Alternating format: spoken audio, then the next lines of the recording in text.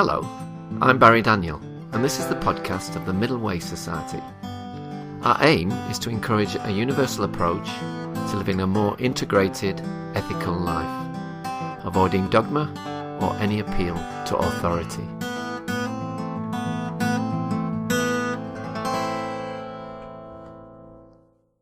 My guest today is Paul Gilbert. He's head of the Mental Health Research Unit and Professor of Clinical Psychology at the University of Derby, where he developed compassionate mind training and compassionate focus therapy. And he has kindly agreed to talk to us today about these practices. Paul, welcome to the MWS podcast. Thank you very much for inviting me, Barry.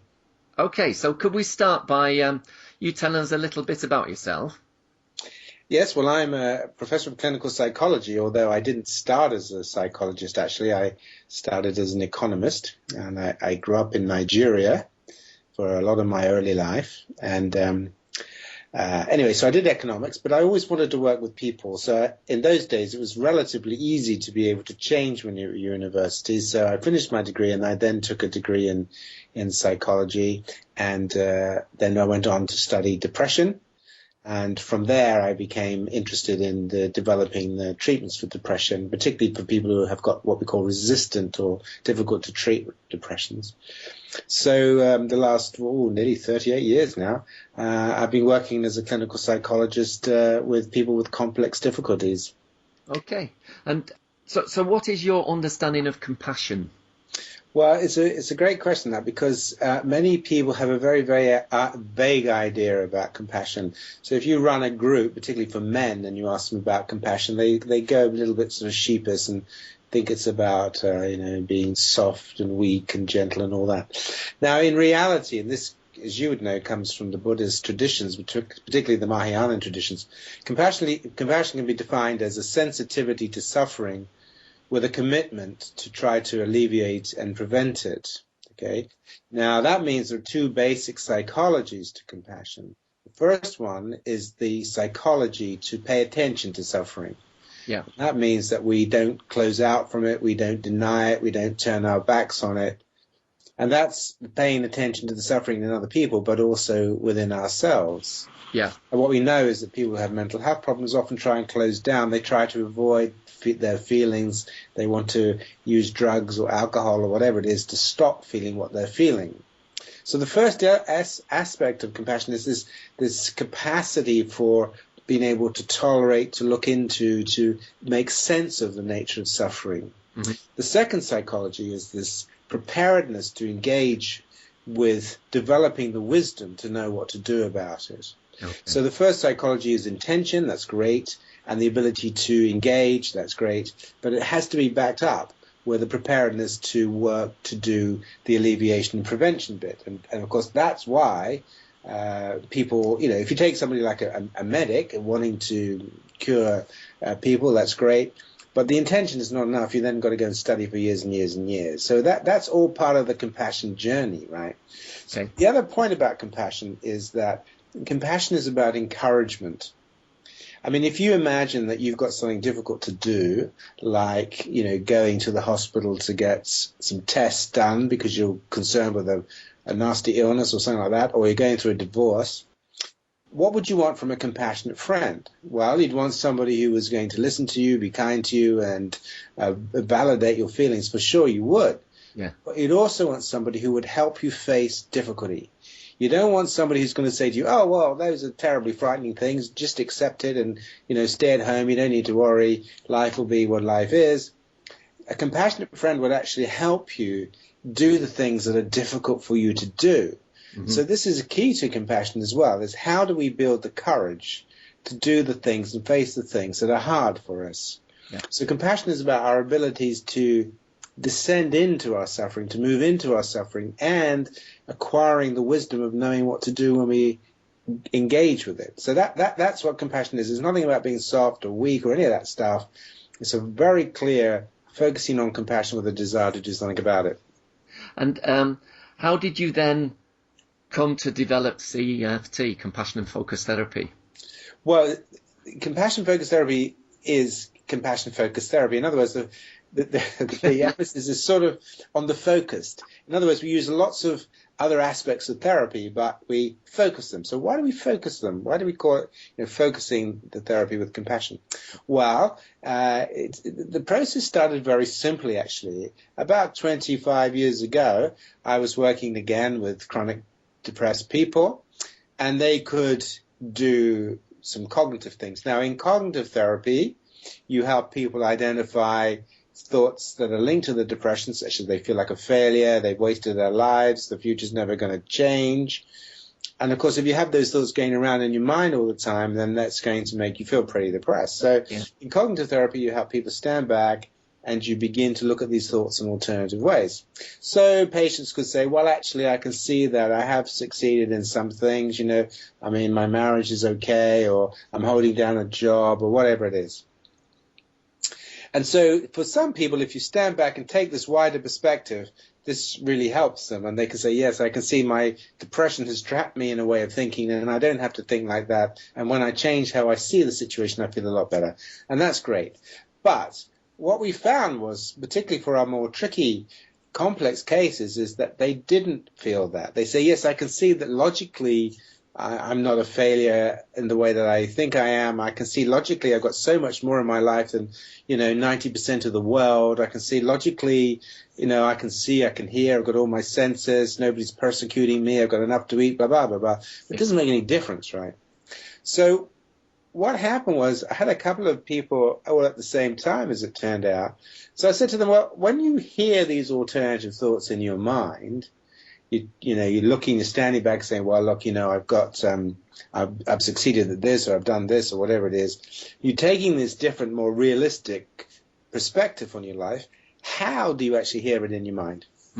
And what happened was I discovered that patients actually heard their alternative thoughts in a very hostile, aggressive way.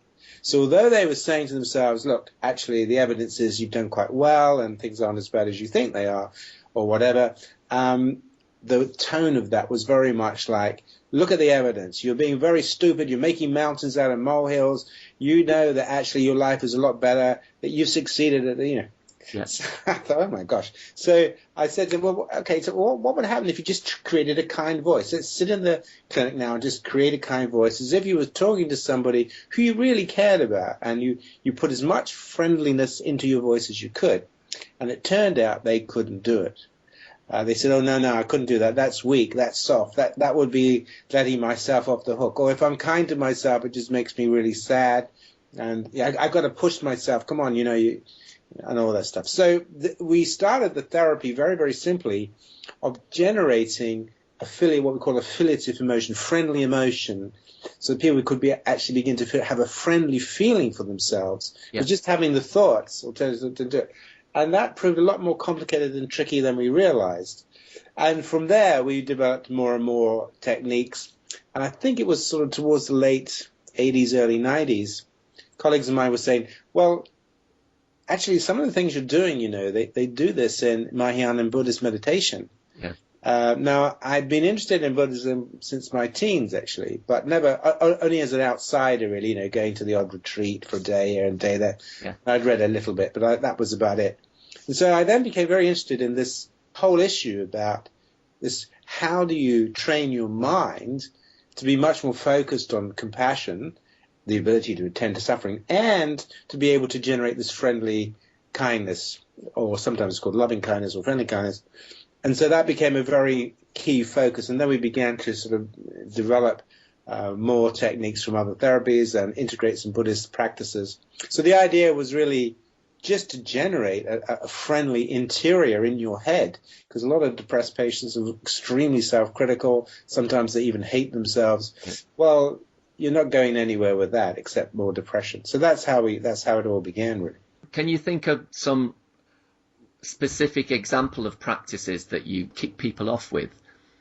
Yeah, so there are a couple of things. Firstly, insight is important.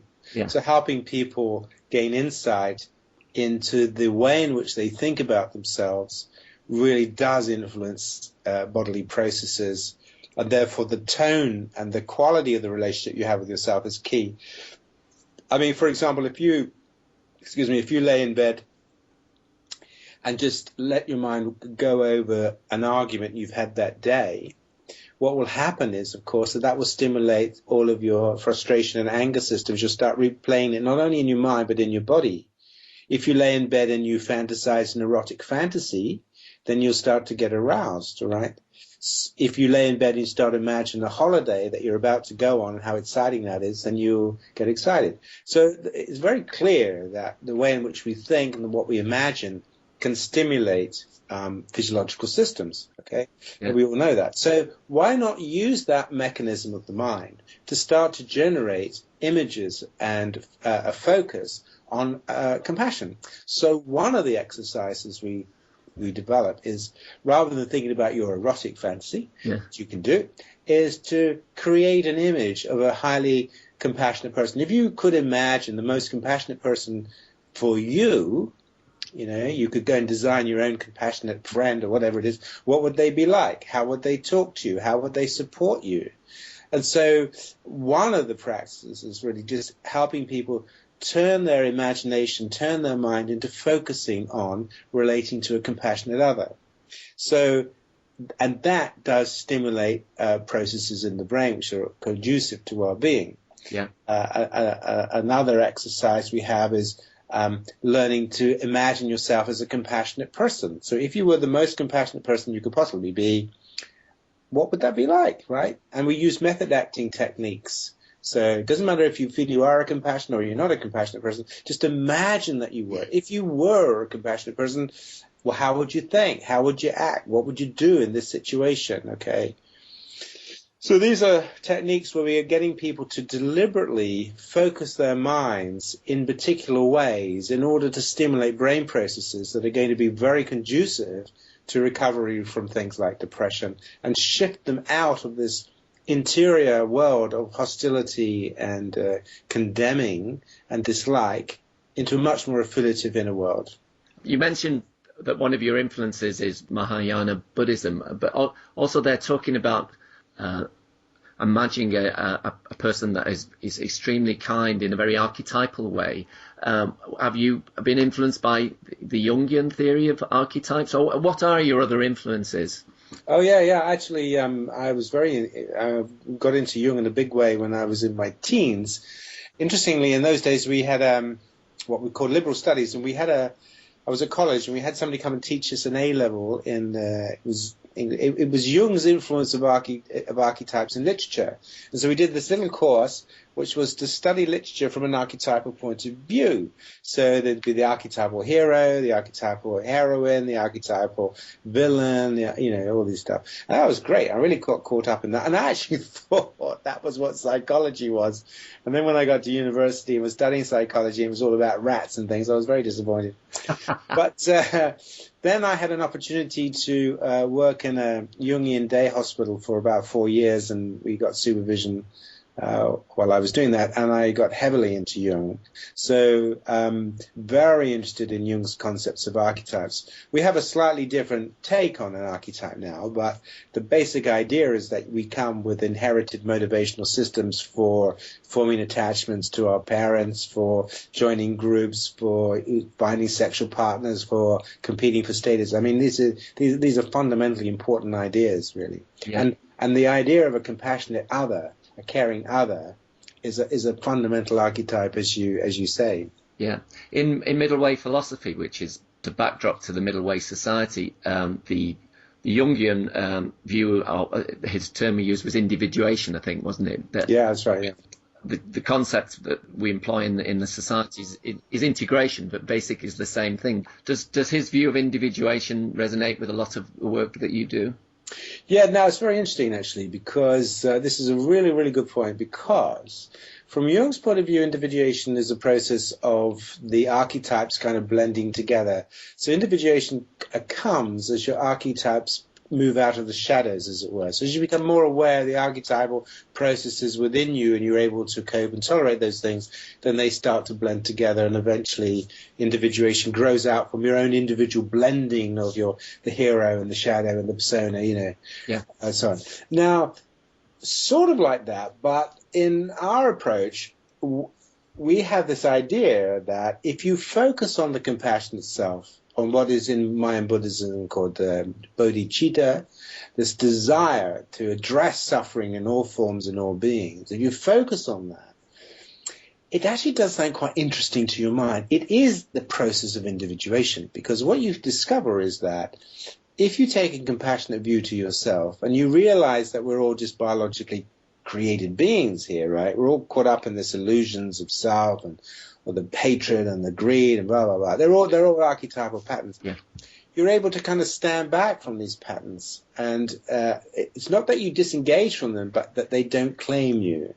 So, for example, if you've had an argument with somebody you really care about, we could ask you to tell us, what does your angry self think? What does your angry self feel? What does your angry self want to do? Yeah.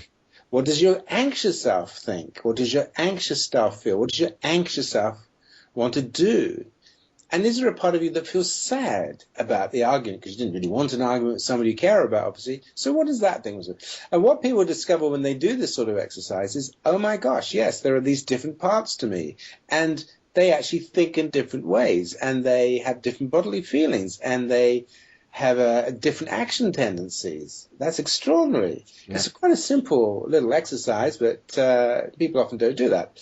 Then if you say, okay, so that's all of these parts turn up when you have an argument, right? So they'll be there. One part is usually dominant, either the angry part or the anxious part. You know, if anxious self dominates you, then you'll start appeasing. Oh, let's not argue. Let's, because I'm worried about rejection or upsetting you or whatever.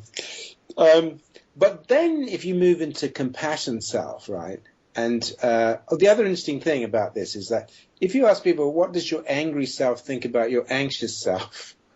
You soon discover that angry self doesn't like anxious self very much, and angry self often sees anxious self as a bit of a wimp, So this is a situation when you wake up, you've had an argument, you haven't really defended yourself for a while, and you wake up at night and you think, gosh, why didn't I say that, Yes.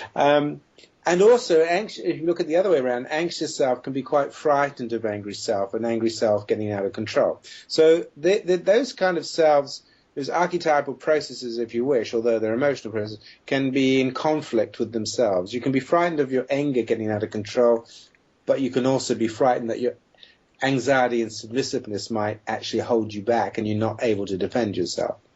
So then you say, okay, but let's now come back into compassionate self. So we do a breathing exercise, we do an attention focusing exercise, and you're coming back into imagining that you have a calm mind, wise mind, and that you are the most compassionate person you can imagine being, right? Now, it's still in imagination, it's just an imagination.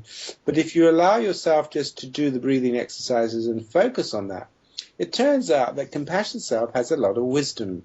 And compassion self, when it looks at the argument, begins to realize, well, there are two of us in this argument, and maybe both of us had issues, and it's so easy to get disappointed in each other, and it's not such a big deal, first. And secondly, compassion self is able to work with angry self and anxious self and these other selves.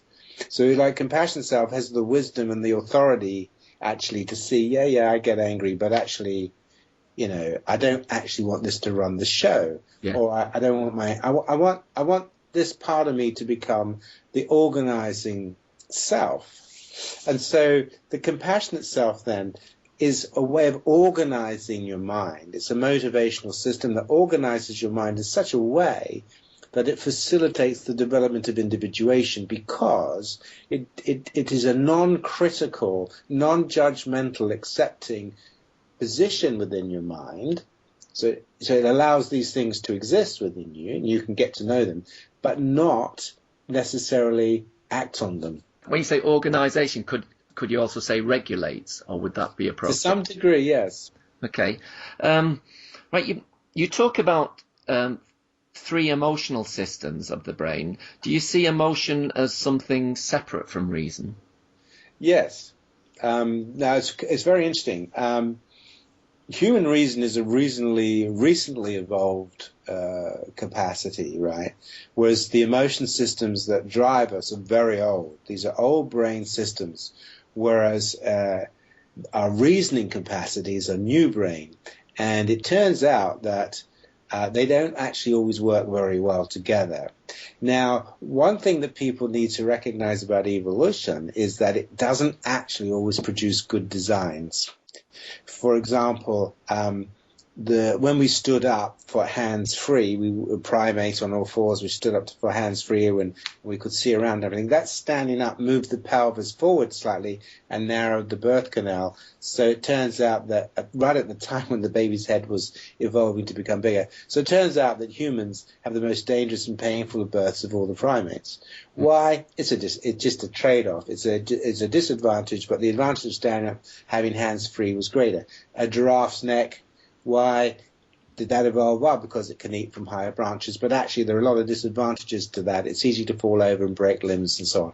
Yeah. Now, the human brain turns out to be the same. There are some wonderful things in it. It gives us huge advantages, but also some serious disadvantages. So about 2 million years ago, we started to develop the capacity for reason, for imagining, for anticipating, for having a sense of ourselves, and for self-monitoring. As far as we know, animals don't self-monitor. You'll never see a chimpanzee sit under a tree taking their pulse thinking, oh my God, this is far too high. Or looking in the lake and thinking, have I put on weight or what? Or worrying about what the chimpanzees in the other tree are thinking about them. Humans do, and they can, because they have this self-monitoring system. So self-monitoring is very good because it allows you to make predictions about your behavior. But then if it turns into self-criticism, it's not so good. The other thing is that we create loops in the mind. So, for example, if you imagine a zebra running away from a lion and they get away, very shortly thereafter, they will calm down and they will be back to grazing and with the herd. This doesn't happen for a human, though. Humans will certainly be relieved that they've run away and escaped the lion, but then they'll start imagining.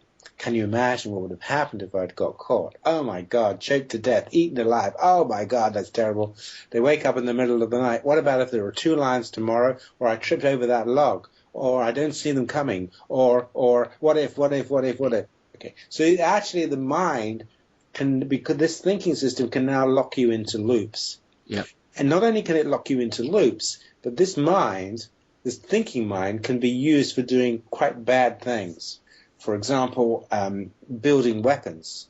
No animal builds weapons in the way humans do, whereas we use our intelligence on purpose to design things that are going to harm people and hurt people. So the human mind is great in some ways. We have medicine on the one hand, but we have great cruelty on the other. Yeah. And partly because of the way in which our mind has evolved. And one of the reasons for that is because the emotion and the motivation systems are very old. They haven't really caught up with the fact that actually it's not good to be building nuclear weapons or biological weapons, actually. This is not a good idea. Okay. The reason I asked you that, though, that I'm just thinking of a book by Antonio Damasio. He wrote this book called Descartes' Error. Yeah. He did lots of these experiments in the 70s with people with brain lesions or strokes where that part of your brain which is particularly concerned with emotion was knocked out. Yeah. And what they found with these people, they didn't know what to want. They lived very chaotic, disorderly lives. This idea that you could be like Spock off Star Trek and just live off rationality alone, it doesn't seem to work from that understanding. Absolutely right. Because the logic's fine, right? But what will you value? Yeah. Okay. How could you have any value? I mean, the point is, if your children die tomorrow, does that bother you? Right. Well, not really. I mean, logically, it's just less mouths to feed, right? So without emotion, your life is barren. You can't function.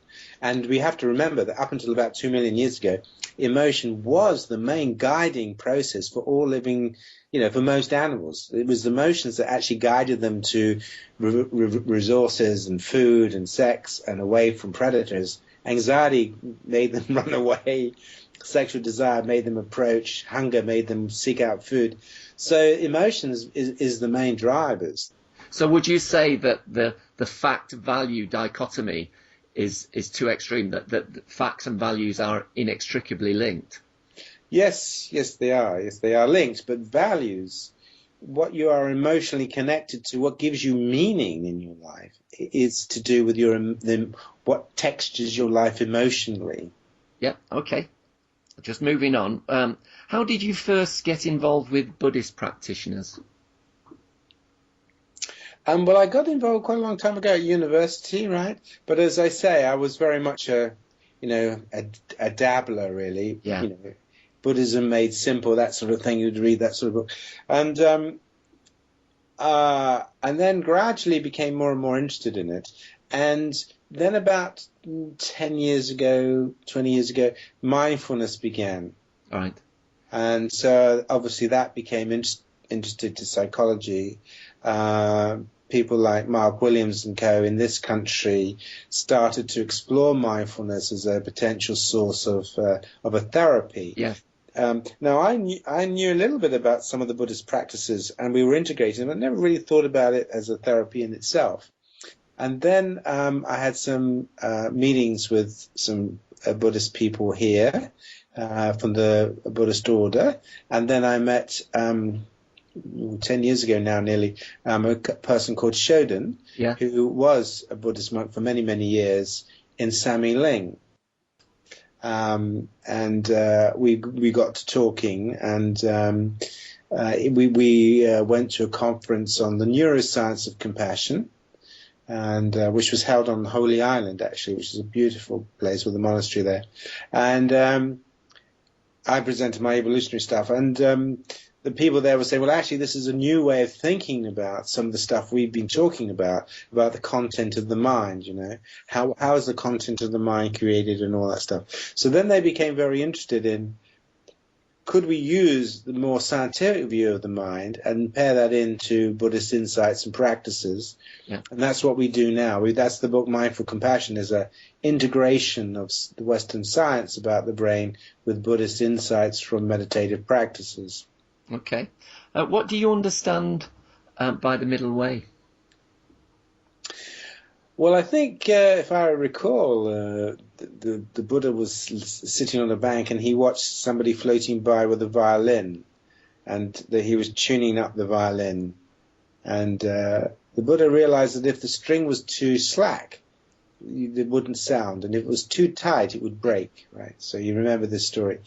The middle way is really important because it actually means that things in the right combination produce new phenomena, right? Yeah. So it's all to do with balancing the relationship between things to create new things. So, for example, one atom of hydrogen, two atoms of oxygen give water, but that's the only way it will happen. Any other balance, any other combination, it won't happen. That's its combination. Okay, so the issue of balance is very much about how you integrate potentially opposing forces, but not always opposing forces, in such a way that they work together to form new relationships and bring in new things. So, like within your mind, it's how do you use compassion in such a way that also you can be assertive, also you can be engaged in the world, you can have drive, also you can be anxious when you need to be anxious. How are these things balanced so they function optimally for the whole organism? So that's my understanding of the middle way. Okay. Do you see CFT as principally a treatment for people with emotional problems, or do you also have a vision for it as an integrative practice that anyone could take up? I'm thinking of your latest book, Mindful Compassion, which you've written with Shodan, who you've just mentioned. Oh, yes. Thanks for that, Barry. Yes, it's very much the latter, a series of exercises which anybody can use with benefit, we think. So the point about the model is that there is a way of thinking about understanding the nature of the problems that we've got. Remember, at the beginning, we said compassion is sensitivity to suffering and the desire to alleviate it and prevent it. So that means you've got to understand the causes of it, obviously. Yeah. So the human brain actually has a lot of problems with it. It has evolved to have a whole series of archetypes, to use your language, which are very, very tricky for humans to handle. One of them, of course, is tribalism, the tendency for humans to fall into groups quite easily and then to become very hostile to other groups.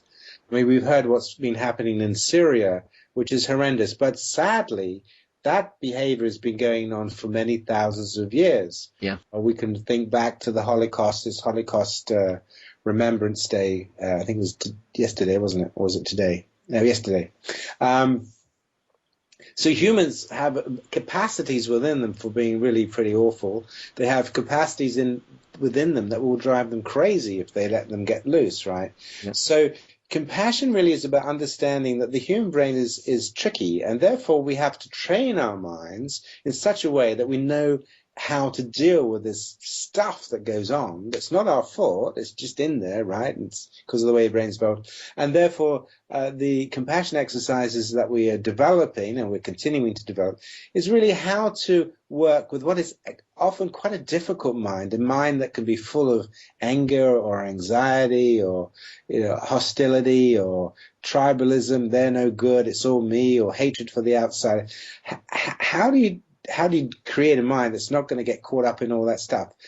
And also that if you do some of these practices, you'll find that it will settle your own mind so that you also don't get caught up in all of that stuff. Yeah. I'll give you one simple example to show you how powerful these things are. Imagine that you go Christmas shopping and you go into 10 shops, and in 9 of the shops, the people there are extremely helpful to you. They bend over backwards to try to help you and get the present you want, and you're very pleased when you come out of the shop. Yeah. But you go into one shop and the assistant is extremely rude. They make you wait, and then they're not that interested in finding you what you want. And then you give them £20 and they give you change for 10 and deny that you gave them 20. And you come out of the shop feeling really pretty annoyed and debating in your mind whether you should talk to the store manager. Now, who do you talk about when you go home? Who are you ruminating about when you go home? So that anger sticks in you. Yeah. Then you tell your partner, and that makes them angry on your behalf. So we now got 2 people who are angry. But think about this. Hang on a moment. What happened to the other 9 people who were kind to you? What happened to the memories and the focus on them? Yeah. What happened to the feelings of actually how pleased you were by the helpfulness of people? The fact of the matter is your brain is designed to be threat first. And so it will always seize on the negative. It will seize on the negative because the negative in your brain sticks like Velcro because your brain is designed for that. Yeah. And the positives slip away. So even though 9 people were really helpful to you, the chances are you're going to get stuck with focusing on the one that really annoyed you. Now, the thing about compassion is, once you see this is what your brain will do. It's absolutely not your fault, and you can let it do it if you want, but think about, do you want that? Do you want for your brain to be regulated by your threat system, by this system, which will make you unhappy, make your friend unhappy? It's not good for your heart. It's not good for your digestion. Yeah. What about if you was able to say to yourself, okay, I realize that my anger system is taking control of my mind. It's not my fault, but I'm going to, on purpose, deliberately focus on the other 9 people that were nice to me. I'm going to remember every single one, go through every single one and remember. Because I can promise you, if you do that, the anger will melt away. Okay.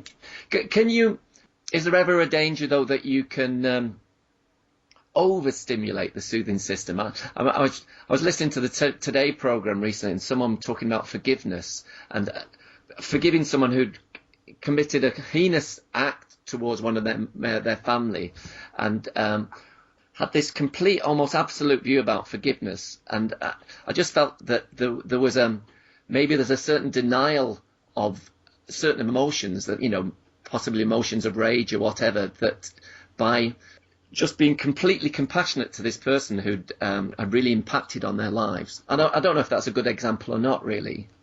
Yeah, it's good. There are 2. It's a great question, Barry. There are 2 separate things. That the soothing system is interesting. So just to clarify that, so it's important to recognize you have 2 very different types of positive emotion. Not 1, 2. One is activating and stimulating. So if you won the lottery tonight or whenever it is, and you became worth 100 million euros, because it's a lot of money in Europe these days, you would become extremely excited, right? You'd be getting a buzz. You wouldn't be able to sleep for a few days. You'd have a lot of intrusions. Even if you were trying to relax and calm down, every so often it would come into your mind, you're worth 100 million. Amazing. If this programs that you're making gets taken up and given a prize and you become a knight or a sirhood or whatever it is, you're going to get quite excited. So these are exciting emotions, and a lot of the things we do in life are to create exciting emotions, to go out with friends and have a good time and go on holiday and all that. And that's fine. But there's another type of positive emotion which is exactly the opposite. And this is the emotion of contentment, the ability to calm down, to be able to enjoy being in the moment, to appreciate the moment for what it is. No drive, no threat, no wanting to achieve, no buzz. And this it has a very different physiological profile, actually. Yeah. Now, what's interesting about this system is this is also the system that's used in relationships and affiliation. So just like our relationships can excite us and we get excited, we go to parties, also our relationships can soothe and calm us. So if you imagine a child who's distressed, they run to mum picks them up, gives them a cuddle, there we are. And this is a calming, soothing input. Yeah. So this is what we mean by the soothing system, the ability to be able to calm distress through a process of experiencing kindness from others or sometimes ourselves. So that's very important. So the question that you're asking is, can you be too kind or too compassionate to people and always trying to say, well, I think this is a really, really good question. And I think the point of this question is that one has to understand what is the basis of compassion. Now, the difficult story for compassion is this. If you had a chance to shoot Hitler, would you? Okay? Before he did any damage. Right? And for the compassion, the compassion issue it's a moral debate. Now, in my view, yes, you would. Okay? Because you would then save a lot of individuals, but other people may argue against that. The point about it is, there is a debate. There is a debate to be had around these kinds of issues. That compassion doesn't have it's not a recipe. There's no recipe to say, this is what you should do, this is not what you should do. In the case of forgiveness, it's the same thing. Now, forgiveness is an interesting one, and there's been quite a lot of research done on forgiveness. For example, looking at Jewish people and how they came to terms with Nazis and the loss of their families in the death camps. Okay. And what they discovered was that actually genuine forgiveness was associated with better well-being and physical health than people who carried a lot of vengeance. But there were also individuals who tried to be forgiven because they thought it was a good thing to do, because their religion demanded it, because they were nice people, and because they didn't want to have to confront a lot of rage, sorrow, and stuff, right? Yeah. So forgiveness can be used defensively to block off things that are difficult for you. Forgiveness has a sequence to it, right? Firstly is the recognition of the harm and the hurt that's been done, and that's often associated with allowing yourself to experience rage and a desire for vengeance. The second stage is realizing that that desire for vengeance in the end is only going to damage you. Because if you live with that in your head, in your heart, you're not going to be very happy, and it's very bad for your health, and it just doesn't, do anything really. So from your point of view, learning to get rid of, get rid of is the wrong word, but learning to deal with, tolerate, and work with your desire for vengeance is actually the important part of forgiveness. So we realize that actually forgiveness is important because we actually say, okay, I forgive you to the extent that I no longer seek vengeance against you. I no longer plan it. I no longer ruminating about it. I let you go free. I'm no longer going to seek vengeance for you. And that really is what forgiveness is about. Now, you can take it on from there and say, well, what then happens is people can begin to see that actually all of us are potentially killers. And that's much more tricky. We often I say to my patients, look, if I had been stolen as a 3-day-old baby and taken and brought up in a very violent drug gang, if I'd been kidnapped out of the hospital This version of Paul Gilbert wouldn't exist. Mm. The version that would exist would probably be quite a violent drug baron, okay? Because I'm, reasonably bright, obviously, and I would have used my intelligence in the context in which I had grown up. Yeah. And this is the tragedy, that people end up doing horrible things because of circumstances they never chose, because of a brain they never chose, because of genes they never chose, because of a background they never chose. And the point is, you begin to realize that this thing we call the self, right, that we're so wedded to, actually it's only a version. It's not really you, because what's really you is this, the consciousness and all that stuff. You imagine twins in Israel, and one of them is stolen and brought up in Palestine, right? And as a Palestinian person, they both get to, two guys, they both get to 23 years old, and they could find themselves killing each other, And why, so the compassion really allows you, in the process of forgiveness, of dropping the desire for vengeance, the compassionate bit comes in and thinks, well, actually, there but the grace of. And this sense of self is very, very fragile. Yeah. So it's a tricky one, this. So forgiveness has a series of stages, but what's important is it's not there just because you want to feel you're a good, forgiving person and therefore God will love you. You've got to be able to work with your rage. You've got to be able to acknowledge and work with your desire for vengeance, and then work through that and see that that's only damaging you, and then work through that and recognize that actually all of us are potentially killers. Yeah. That's taking you into the shadow in the Jungian sense, Okay, well, listen, Paul, I'd love to talk to you all day, but we've run out of time here. So thank you very much anyway. It's been absolutely fascinating, and thank you. Well, it's my pleasure, Barry. Thank you for asking me. I hope it's helpful. Great.